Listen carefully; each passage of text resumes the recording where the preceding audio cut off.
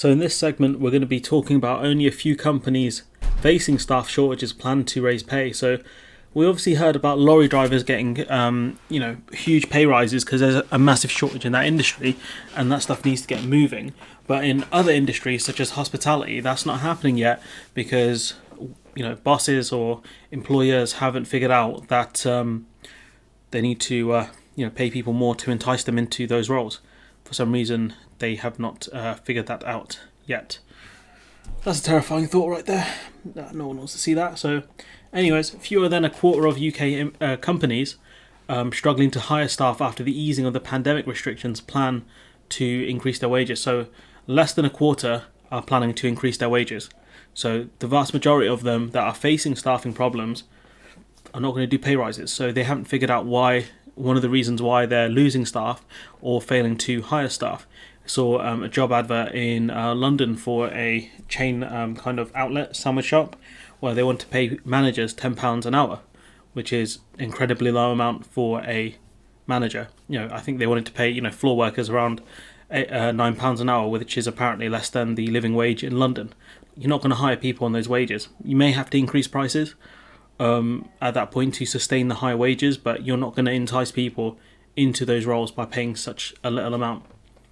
Employers' hiring confidence has hit a 9-year high as firms attempt to tackle what some recruiters described as the worst staff shortage since the late 1990s, according to research from the Chartered Institute of Personnel and Development.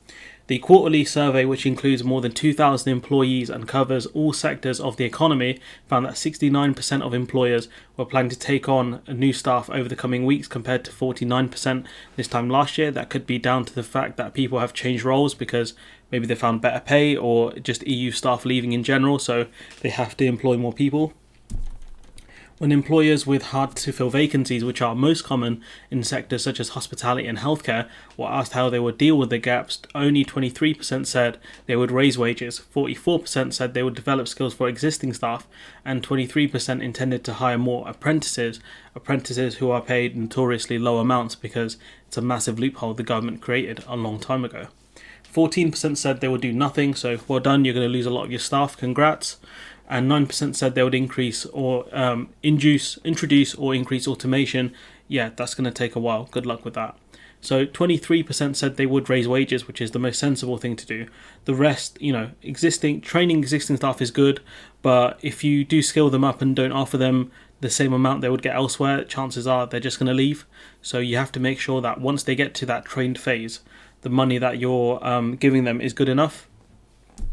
Let's go on to the next point. Employers in some sectors have been offering signing on bonuses to tempt applicants with the issue of healthy workers self-isolating after being pinged, which we know, this is a load of rubbish. COVID rates were way higher last year. But they're offering, these big signing on bonuses and things like that. But what they're not offering you is an actual living wage. And that's something, if employers don't finally start doing that, then a lot of this, the Lexit arguments are kind of pointless. The whole idea that, freedom of movement has stopped people getting a living wage clearly isn't working in most industries because a lot of these companies aren't planning to increase the minimum wage. The CIPD's labour market outlook survey, however, indicated that employers' pay intentions were no higher than pre-pandemic levels, so they didn't intend to change things as is, even with the end of freedom of movement. It showed that median employers' expectations of pay settlements remained at the top at the 2% reached last quarter, after 4 consecutive quarters at 1%, so slightly higher, not much happening there. That's the median employer's expectation, so employers don't expect wages to go up, mainly by 1% at most on average, which isn't a lot. It's not enough to get to where people really want to be, which is a living wage. The report also found that 81% of employers planned a pay review between now and June 2022. Among them, a third expected a pay increase, 12% a pay freeze, and 1% a decrease. Who the hell, especially after the end of freedom of movement and the year we've had, is saying, oh yeah, now's the time to do a pay decrease? Like what? Especially with inflation as high as it is as well. The fact is that, the vast majority of them, a third of them expect a pay increase. Okay, that's not a lot. Realistically, it's not a lot. 17% saying they don't know. So these guys aren't reading what's in front of them, which is, in industries, if you're facing a shortage, the easiest way to resolve that shortage is pay the staff more and poach them from other places, other companies that aren't willing to pay that amount, especially if it's skilled work, because it takes time to train people to become skilled in a certain industry, and there's no guarantee that even if you do spend all that money training them, they'll make it to where they need to be. Easiest way to resolve this is pay them properly. Pay them the amount that the market dictates they should earn, which is far higher than what they're getting now. The findings come as millions of UK workers move off furlough as pandemic restrictions are relaxed and the Treasury's multi-billion pound wage support scheme is scaled back. It is scheduled to close completely at the end of September, so we'll see the impact of that at the end of the month. That's something we'll probably discuss when we get there. Jonathan Boyes, a labour market economist at the CIPD, which represents HR professionals, said some employers might raise pay further if recruitment challenges continued. I mean, they'd offer these big signing on bonuses, but unless you offer a proper living wage, you're not going to entice as many people as you think. But that companies, and also the fact that people could leave within the space of 6 months to a year to join another company with a big signing on bonus, you're not going to resolve the issue of retention. Companies would also look for alternative ways to lure new staff. I mean, unless it's a living wage, good luck with that. With difficulty finding labour in some sectors, employers will need to think about more long term about how they meet skills needs.